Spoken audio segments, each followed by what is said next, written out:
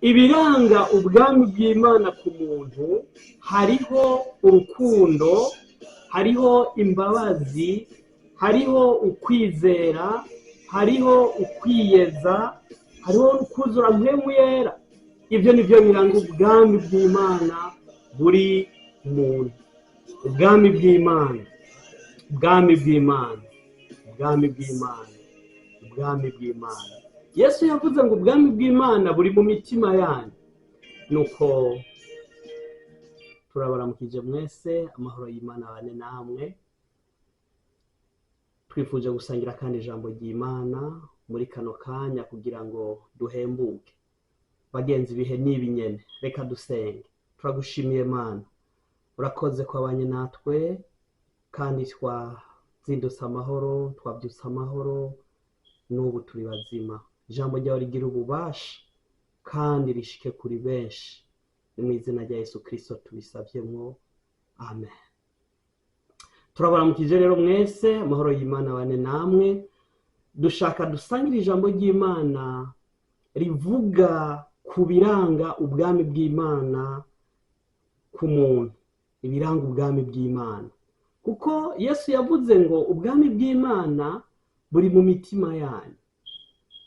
Umuvugabutumwa wa mbere nawe yatanguye yavuze ngo mwihane kuko ubwami bw'Imana buri hafi. Yesu nawe yongera kuvuga ngo mwihane kuko ubwami bw'Imana buri hafi.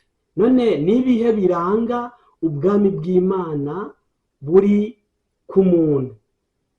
Mbega mu muntu ubwami bw'Imana tubona gute?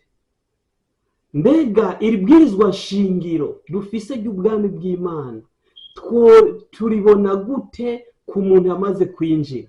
Reka turabe icya mbere twishimikije ijambo ry'Imana riri mu cete cya mbere cyandikiwe abikorinto. Pawulo yandikiye abikorinto, turasoma icete cya mbere igice cya 13, dusome ku murongo wa 2. Dusome mu izina rya Yesu, havuga ngo kandi naho nogira ingabire yo kuvugishwa n'Imana, nkamenya amabanga yose n'ubwenge bwose, kandi naho nogira ukwizera kose, ngashobora gukuraho imisozi, ariko ntagira urukundo, noba ndubusa. Ubwami bw'Imana hari ubwa mbere urukundo. Kuko naho wotanga ibyawe byose, naho wovugishwa mu ndimi zose zibaho, ariko utagira urukundo, byose yoba ari ubusa. Urukundo rero ni ikintu cya mbere kiranga ubwami bw'Imana mu muntu. Uko urukundo rurihangana, rugira neza, ntirugira ishari, ntigwihayagiza. Urukundo ntigwihimbaza. Ni urukundo arico kiranga ubwami bw'Imana mu muntu. Hanyuma turabikigira kabiri, hariho imbabazi. Kuko hariho urukundo, haba imbabazi. Imbabazi nazo dusome turabe mu butumwa bwiza uko bwanditswe na Luka igice cya 6 ku murongo wa 36. Dusome hajya havuga ngo mugire imbabazi nk'uko so agira imbabazi. Ngo mugire imbabazi nk'uko so agira imbabazi. Yesu nashimwe. Ni imbabazi, kandi imbabazi nico kindi kiranga umuntu ari mu bwami bw'Imana. Iyo umuntu atagira imbabazi, Yesu avuze ngo nimwaharirana ngo niho muzamura abigisha, nanjye nzobaharira, kandi ngo sinzogira isoni zo kubasigura imbere ya Data. Hariho imbabazi, kugira imbabazi. Bene Data isho no kucitwaririka cyane kugira imbabazi. Ikigira gatatu kiranga ubwami bw'Imana buri muntu, ariyo constitution dufise, ariyo bwirizwa nshingiro. Hariho ukwizera. Ukwizera turashobora gusoma hajya muri Mariko igice c'10, turasoma ku murongo wa 51. Mariko 10:51 havuga ngo Yesu arayibaza ati ugomba ko ngukorera iki? ino mpumyi iramwishura iti ndagomba guhumuka mwigisha. Yesu arayibwira ati genda, ukwizera kwawe kuragukijije. Hariho ukwizera. Ukwizera uyari Barutimayo yari impumyi, ariko arahaguruka kubw'ukwizera ashikira Yesu. Yesu nawe aramaze ati ugomba ngukorera iki? Nawe ati ndagomba guhumuka. Ubwo nyene Yesu aramubwira ngo ukwizera kwawe kuraguhije. Bakundwa bene data, ukwizera ni ikintu gikomeye cyane. Kuko ukwizera ni ukumenya rwose ivyizigirwa udakekeranya, utagukekeranya kuri. Nuko rero nico kigira gatatu ukwizera kiranga ubwami bw'Imana buri mu muntu. Yesu nashimwe. Hari ikigira kane ari ukwiyeza. Bene data, ikintu kirakomeye cyane kwiyeza. Benshi avuga ngo jewe narakijijwe, ngo vyararangiye. Ariko burya ukwiyeza naco kirimo mu bigize ibwirizwa nshingiro ry'abantu bari mu bwami bw'Imana.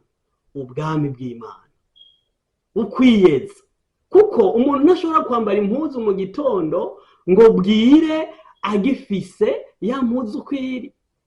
Hari utusanga utuntu twagiyeko, ayo marabaguro yagiyeko, ayo nayo bisaba ko umuntu yiyeza no kumesura iyo mvune yawe mu maraso ya Yesu Kristo.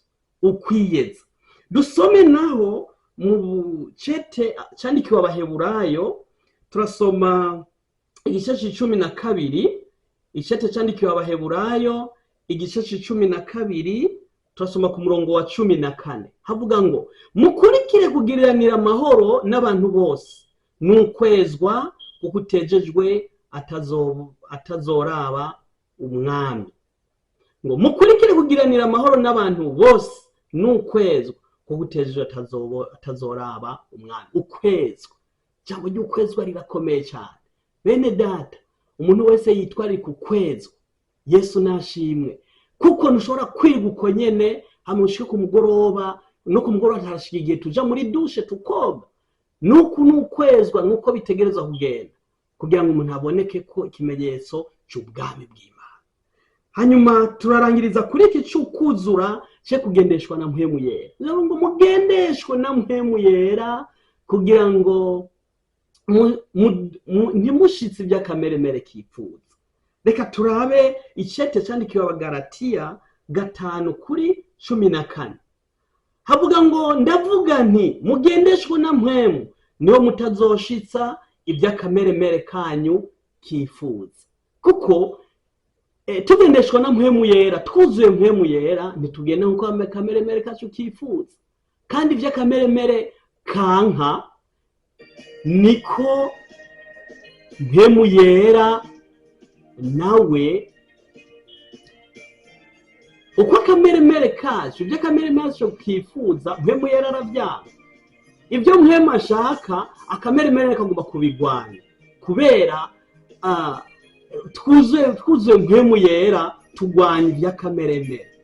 Yesu nashimwe. Ni ijambo ry'Imana numva ko twosangira ibiranga umuntu ari mu bwami bw'Imana. Ibwirizwa nshingiro dufise hariho urukundo, imbabazi, ukwizera, ukwiyeza, no kuzura ubushobozi bwa mpwemu cyo kugendeshwa na mpwemu yera. Murakoze cyane bene data, twifuze ibi byose biranga ubwami bw'Imana. Constitution yacu dufise, ibwirizwa nshingiro ryacu dufise mu bwami bw'Imana. Umuntu ateza kuba afise ibi bintu. Hariho n'ibindi tuzogenda turabiganirako. Yesu nashimwe. Reka dusenge Imana. Turagushimiye Yesu Kristo, wamana natwe atugirira neza. None urashishika kubana n'umwe wese, aho umwe wese ahari yumve ko yoja mu bwami bw'Imana, yumve ko yonezerererwa. Urakoze Yesu kubikoze mu izina rya Yesu Kristo umwami wacu. Amen. Murakoze cyane. Imana ibane namwe, ibagirire neza. Hanyuma tuzogenda turashishikara tuganira. Murakoze cyane. Yesu nashimwe.